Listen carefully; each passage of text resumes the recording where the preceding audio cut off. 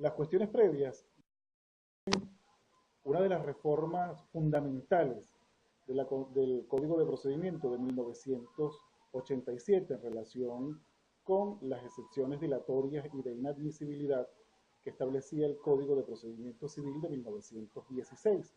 Como sabemos, en el Código de 1916, las excepciones previas eran las excepciones dilatorias de naturaleza procesal y las excepciones de inadmisibilidad, que podían ser opuestas en formas sucesivas.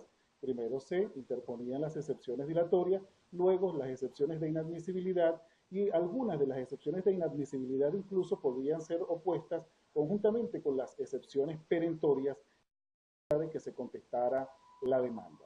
Con el Código de Procedimiento Civil de 1916 también se concebía el acto de la contestación de la demanda como una fase o como una etapa del proceso, razón por la cual algunos entendían que era como dos actos en un solo acto, o como dos actos dentro de un estado del proceso.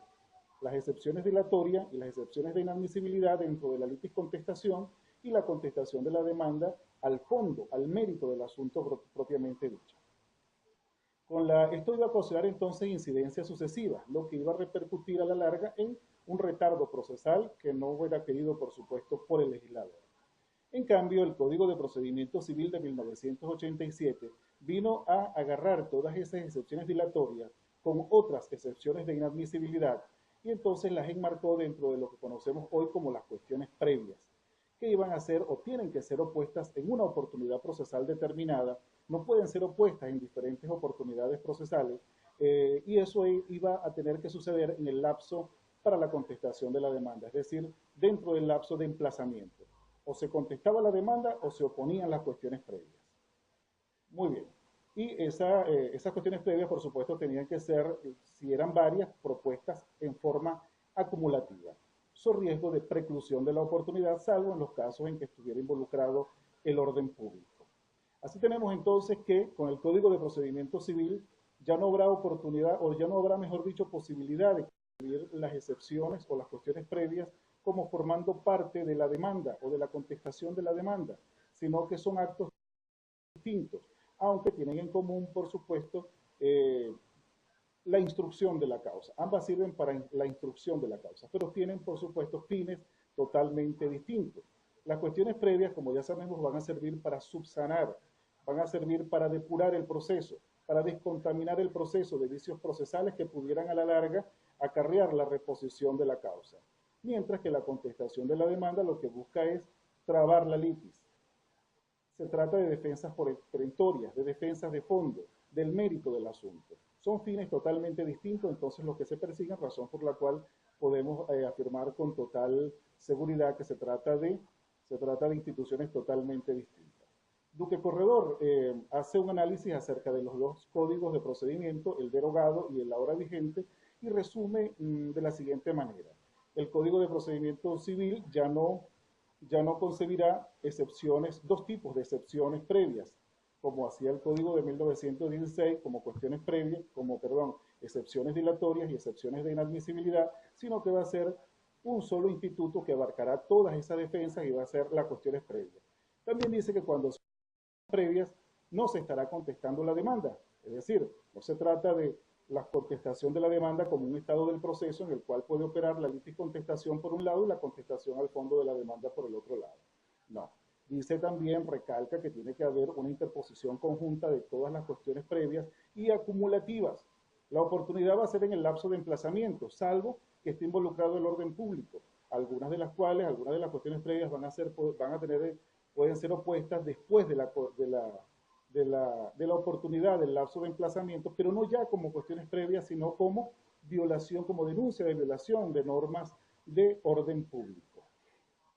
Otra variante que trae el Código de Procedimiento Civil de 1987 es que elimina la falta de cualidad como una excepción previa y la pone ahora como una defensa de fondo, es decir, como una defensa que tiene que ir acompañando las defensas de fondo en la contestación de la demanda.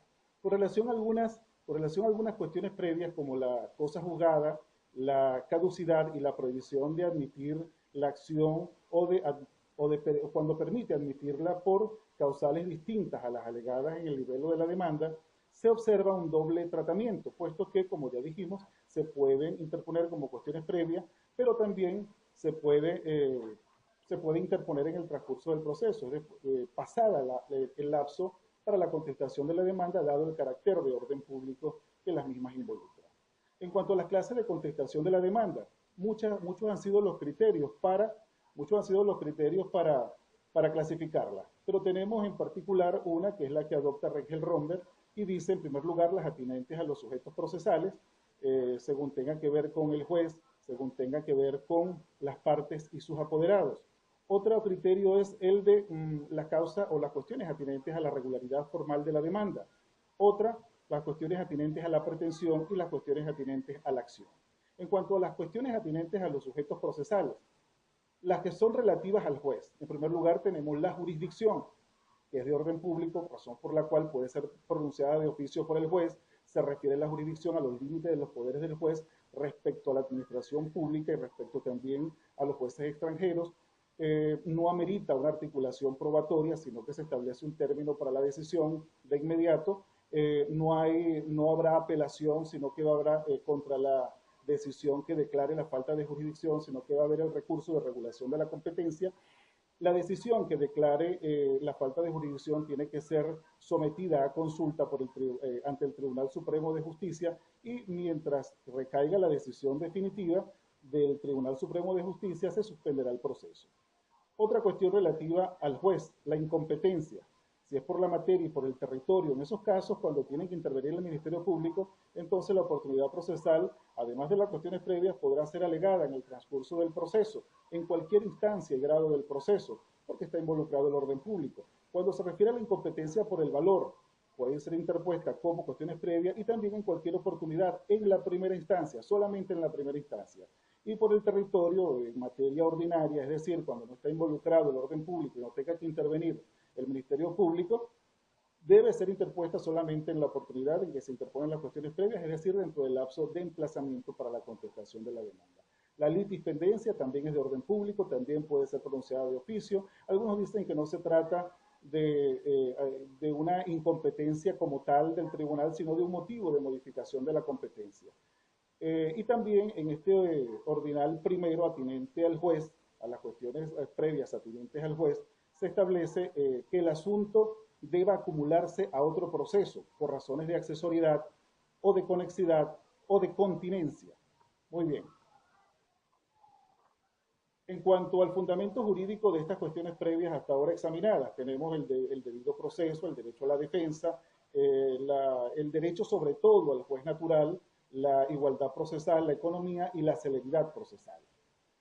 En cuanto a las cuestiones previas atinentes a las partes y a las condiciones que deben llenar para actuar legítimamente en el proceso, tenemos todo lo que tiene que ver con la legitimación, con la legitimidad de las partes y de sus apoderados, con la legitimación ad processum, no la legitimación ad causam, que ya sabemos, la legitimación ad causam es una defensa de fondo, se refiere a la relación que existe entre el sujeto y el interés jurídico controvertido. En cambio, la legitimación ad processum, que es la que puede ser objeto de las cuestiones previas, se refiere a la falta de capacidad procesal. Ya sabemos cuáles son las diferencias y tienen efectos distintos, porque la legitimidad procesal también, la legitimidad o por falta de capacidad procesal, obsta el seguimiento del juicio mientras se subsana. En cambio, la legitimación ad causam, cuando es declarada con lugar, desecha la demanda automáticamente. La ilegitimidad de la persona del actor por carecer de la capacidad necesaria para comparecer en juicio. Hablamos aquí de la capacidad de obrar en el proceso. La ilegitimidad de la persona que se presenta como apoderado, actor, por no tener la capacidad para ejercer poderes en juicio. Nos estamos refiriendo a la capacidad de postulación, por no tener la representación que se atribuye, por haber sido otorgado el poder en forma, no en la forma que está establecida en la ley o por ser insuficiente.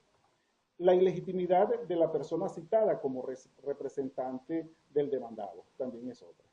En cuanto a la necesidad de la caución o fianza que exige la ley en determinados casos para proceder al juicio. En el derecho romano era una caución que se le exigía al demandado para que ejerciera sin dolo el derecho a la defensa. Actualmente es distinto, actualmente es el demandante el que tiene que prestar la caución, cuando está domiciliado fuera, de la República Bolivariana de Venezuela. Actualmente los caracteres de esta cuestión es que no se acepta en materia mercantil, simplemente puede oponerse contra el actor no domiciliado en Venezuela, y la oportunidad tiene que ser en el lapso de la contestación de la demanda sobre riesgo de preclusión.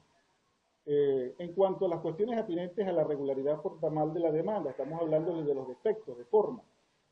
Cuando no se cumple con los requisitos establecidos en el artículo 340, que persigue la congruencia entre la sentencia y la pretensión, también se puede oponer cuestiones previas por esta razón. Y también cuando hay inepta acumulación de pretensiones, sea porque las pretensiones se excluyen mutuamente, porque son contrarias entre sí, porque por razón de la materia tienen que ser conocidas por tribunales distintos o porque los procedimientos son incompatibles. En cuanto a las cuestiones atinentes a la pretensión, tenemos en primer lugar la condición o plazo pendientes. Tradicionalmente era concebida como una excepción dilatoria, pero hoy ya no hay ninguna duda en cuanto a que no afecta al proceso, sino al derecho deducido, afecta a la pretensión de que se ha deducido en el nivel de la demanda. Supone una suspensión de la exigibilidad de la pretensión y no una suspensión del proceso como tal. En cuanto a la cuestión prejudicial, también era vista como una excepción dilatoria. Hoy día no hay duda de que afecta a la pretensión, no suspende el proceso, tanto afecta a la pretensión que influye en la decisión de fondo y por eso existe, suspende la sentencia, es de orden público, puede ser declarada de oficio, no existe posibilidad de preclusión en cuanto a ella. Después tenemos la cosa juzgada, que también es de orden público. La oportunidad, bueno, puede ser interpuesta en cualquier estado y grado del proceso, puede ser declarada de oficio, afecta la pretensión, tanto así que de ser declarada con lugar la extingue. Y las cuestiones atinentes a la acción. En primer lugar tenemos la caducidad de la acción establecida por la ley. No nos estamos refiriendo a la caducidad contractual, que sí sería una defensa de fondo. La caducidad legal, entonces extingue la acción. Y cuando la ley, otra cuestión previa, es que cuando la ley prohíbe admitir la acción que se ha propuesto o cuando permite ejercerla por causales distintas a la que ha sido alegada en el nivel de la demanda. Por supuesto, la voluntad del legislador al prohibir la ley no debe dejar lugar a dudas. En cuanto al trámite, bueno, se tiene que proponer acumulativamente las cuestiones previas, la oportunidad, como ya sabemos, la oportunidad tiene que ser dentro del lapso del emplazamiento, salvo aquellas que involucran el orden público. En el Código de Procedimiento Civil se establecía una oportunidad fija, tanto en día como en hora. Si hay liticonsorcio pasivo, hay dos particularidades. Si se contesta la demanda y se opone después cuestiones previas, la contestación de la demanda a sus efectos queda suspendida. Si se opone cuestiones previas primero, no podrá entonces contestar la demanda a los otros liticonsortes. Los trámites pueden ser entonces varios, según la naturaleza de la cuestión previa opuesta. En cuanto a los efectos, son particularmente dos, según la causal o según la cuestión previa. En primer lugar, la extinción del proceso, que se da en la falta de jurisdicción y en la litispendencia. Que declaraba la incompetencia, simplemente el juez que había recibido y que se declaró incompetente pasa los autos entonces al tribunal competente. En cuanto a la ilegitimidad, todas las causales que tienen que ver con ilegitimidad, con caución y con defecto de forma, bueno, cuando el actor no subsana, también entonces se extingue el proceso. Cuando se declara con lugar la cuestión previa relativa a la cosa juzgada, a la caducidad y a la prohibición de admitir la ley o de admitirla por causales distintas a la alegada en la demanda, también causa la extinción del proceso. La suspensión. Hay cuestiones previas que al ser declaradas con lugar, ¿verdad? Suspenden el proceso mientras son subsanadas, es decir, mientras no se subsanen.